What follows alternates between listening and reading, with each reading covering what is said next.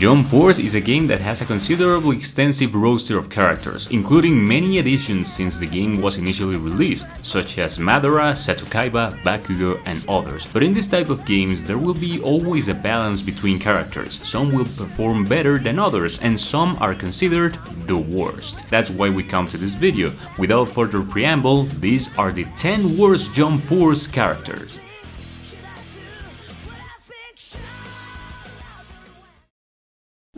Number 10. Renji. We started with one of the characters who unfairly received a disadvantage different from the other fighters. Turns out he cannot use support attacks from his partners while executing any of his special attacks. This is a disadvantage that takes a lot of things out of utility, in addition to giving an indirect nerf to his damage. As far as I know, no other character has this, and I consider it just worthy, or well, not so worthy to enter this top.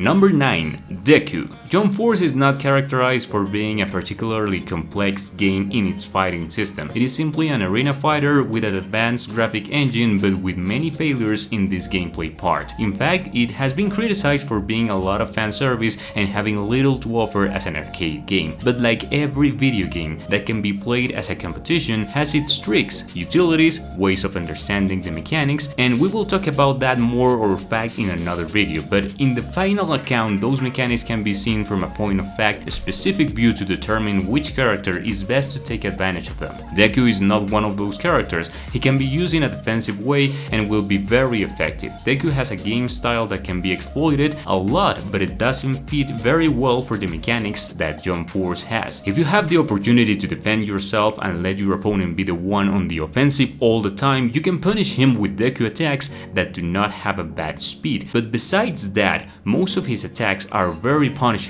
He doesn't have spectacular damage, and beyond his aggression shortcomings, I don't see him as a standard character, enough to escape this ranking.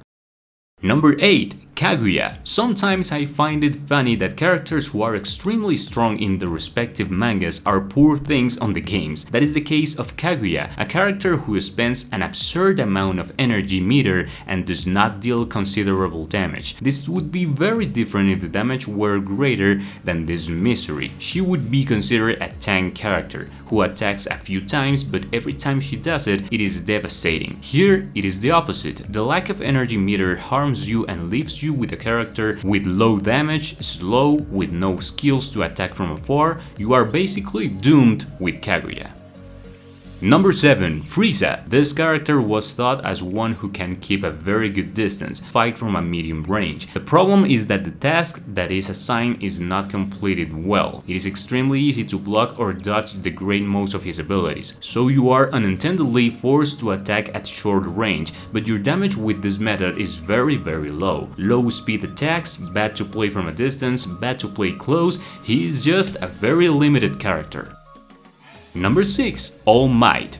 I was very excited at the time the arrival of this character as a new DLC to the game. It had a design and repertoire of movements that could easily be exploited. However, it turned out to be a disappointment, not so much for the visual section of its attacks, but for its utilities and speed, which are very bad. He doesn't have any ability that allows him to keep distance from rivals, and that is a great disadvantage when playing with aggressive people. Even when attractive attacks like the Galina smash are fun to use, that is a punishable move, which can leave you exposed without any possible option of recovery. In summary, his low speed and versatility when countering aggressive playstyles and his lack of range skills make him one of the less useful characters in the entire game.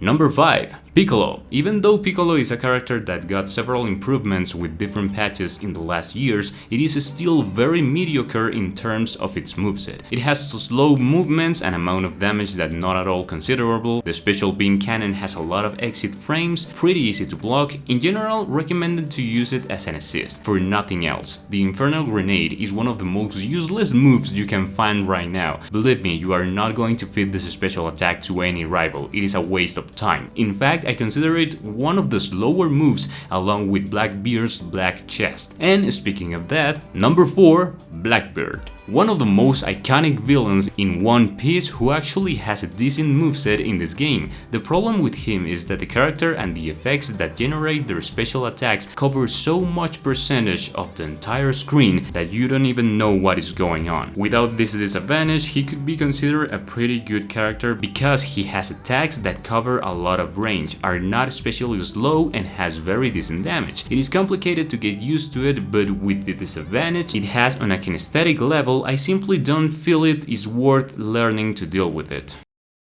Number 3. Asta. By far, the character with the worst ultimate in the game. Literally has no tracking compared to the others that have ultimates that hardly have tracking. These do have a useful ability to chain their max attack in a much easier way. Asta is lacking that in spite of being a very fun character to use. As a support is not a big deal, his attack range is meh, nothing but predictable attacks.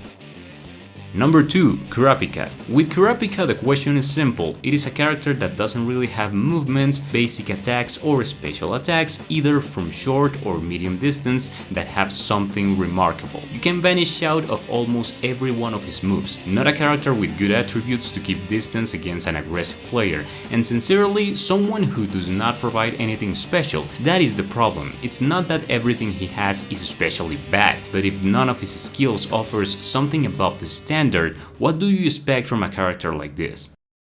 Here we have some honorable mentions. Yusuke,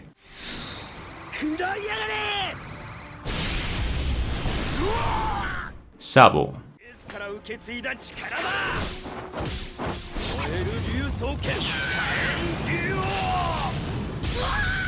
Number 1. Galina. Being one of the original characters in the game and serving as one of the boss fights in the story mode, she is considered someone, quote, special, but that has no value when we see her skills in the gameplay. Its damage is improbable, that is, you feel that you have to hit a large amount of combos to consider that you have done enough damage to the rival. Galina has one of the lowest defenses in the game, a very poor movement speed, a characteristic that continues to be an annoyance in every fight. The fluidity with which the game works. It seems Galina couldn't keep up. These characteristics are also reflected in characters like Kane, another Jump Force original, and that's why I consider her one of the worst characters in the entire game. Don't forget to leave me as always your tops and personal opinions in the comments. If you are one of those who still actively plays this title, tell us your experience and I will read it gladly. Remember that the next review of the Dragon Ball, Naruto and Kimetsu no Yaiba games are close to coming out. There is a lot of content ahead and I hope to see you there. Thank you so much for watching, that was all for today, take care and see ya.